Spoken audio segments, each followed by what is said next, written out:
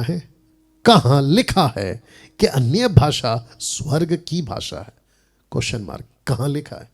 जिसको कुछ लोग कहते हैं हेवनली लैंग्वेज। तो मैं चाहता हूं कि मैं आपको ये कहां से उठाते हैं, क्योंकि इनके पास में इस वचन के अलावा जो मैं भी रखूंगा दूसरा कोई वचन नहीं है, और मैं आज उसका भी पोस्टमार्टम करता हूं, दूसरे शब्दों में जस्टिफाई करता हूं, तीसरे शब्दों में खुलासा करता हूं। वो है 1 कुरिन्थी 13:1 से। ये इस वचन का सहारा लेते क्या कहते? देखो, यदि मैं मनुष्यों स्वर्गदूतों की बोलियां बोलूं, तो स्वर्गदूतों की बोलियां, और प्रेम ना रखूं तो मैं ठनठनाता हुआ पीतल झंझनाती हुई झांझू। ऐसा इस वचन का सहारा लेते। लेकिन लेखक की लिखाई को समझो। लेखक कैसे लिख रहा था, अब रख रहा हूं। तो सबसे पहले ये यदि पे चलता है, जिसको कहते हैं इफ कॉन्सेप्ट, यदि पे चलता है। तो पौलुस ने नहीं कहा कि ऐसा होता है, उसने कहा कि मैं कहता हूं। यदि, जिसको कहते हैं ना बड़ा चढ़ा के बोलना, तो कैसे बोल रहा है? और देखो सारांश कौन है? प्रेम। टॉपिक क्या है? प्रेम। कहता है यदि मैं मनुष्य और स्वर्गदूतों की बोलियां बोलूं और प्रेम ना रखूं तो मैं ठनठनाता हुआ पीतल झंझनाती हुई झांझू। कहता है यदि मैं भविष्यवाणी कर सकूं, सब भेदों सब प्रकार के ज्ञान को समझूं, और यहां तक कि पूरा विश्वास हो कि मैं पहाड़ों को हटा दूं, परंतु प्रेम ना रखूं तो मैं कुछ भी नहीं। तीसरा, यदि मैं अपनी संपूर्ण संपत्ति कंगालों को खिला दूं या अपनी देह जलने के लिए दे दूं और प्रेम ना रखूं तो मैं कुछ भी नहीं, या मुझे क्या लाभ? तो इसको कहते हैं कि पौलुस है ना, एक बात को रखने के लिए, किसको? प्रेम को, वो कुछ चीजों का सहारा ले रहा है। मैं आपको एक चीज बताता हूं। मुझे प्लीज बाइबल में पौलुस की टोटल 14 लेटर्स है, 14 लेटर्स है। मुझे प्लीज बताइए कि पौलुस कहां पहाड़ पे चढ़ा? नंबर 1, कौन से पहाड़ को हटाया? नंबर 2, अपनी शरीर को कब उसने जलाने के लिए डाल दिया? नंबर 4, उसने कब अपनी संपत्ति कंगालों को बांट दी?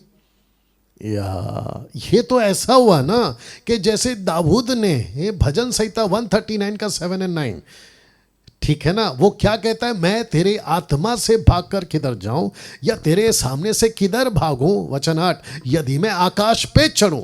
आकाश पे कोई चढ़ सकता है?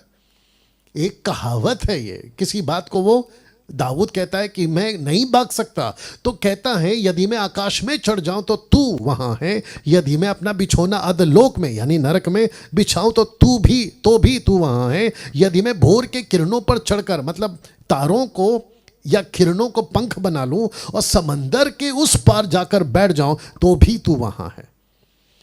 तो मैं सबसे पूछना चाहता हूं, दाऊद कब गया था नरक में? दाऊद कब गया था अधलोक में? दाऊद कब गया था पहाड़ पे चढ़ आकाश में? You understand now? तो लेखक को समझो कि लेखक क्या समझा रहा है।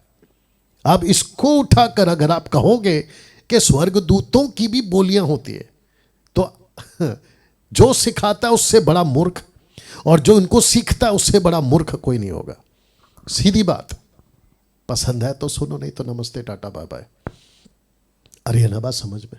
ये लेखक का बात है जो आपको समझना बहुत जरूरी है। क्या है? और वॉइस चेक करना कि बाहर तक आता है कि नहीं आता। आराम से जाना। You understand? मैं चाहता हूं आपके लाइफ में अगर किसी प्रीचर ने कहा कि यह स्वर्गीय भाषा है, there is a heavenly language, scripture का है, अगर ये उठा के दिया उसने, तो समझ जाना कि इसकी पढ़ाई और इसका नॉलेज टोटल जीरो है, अंडा। और ऐसों को सुनना, माय गुडनेस, मूर्खता पूर्ण होगा। ऐसों की क्लास में, जूम मीटिंग में, या फिर ऐसे लोगों का कॉन्फ्रेंस अटेंड करना मूर्खता है। My goodness. मैं फिर रख रहा हूं इसको, मैं इसको भी रख रहा हूं।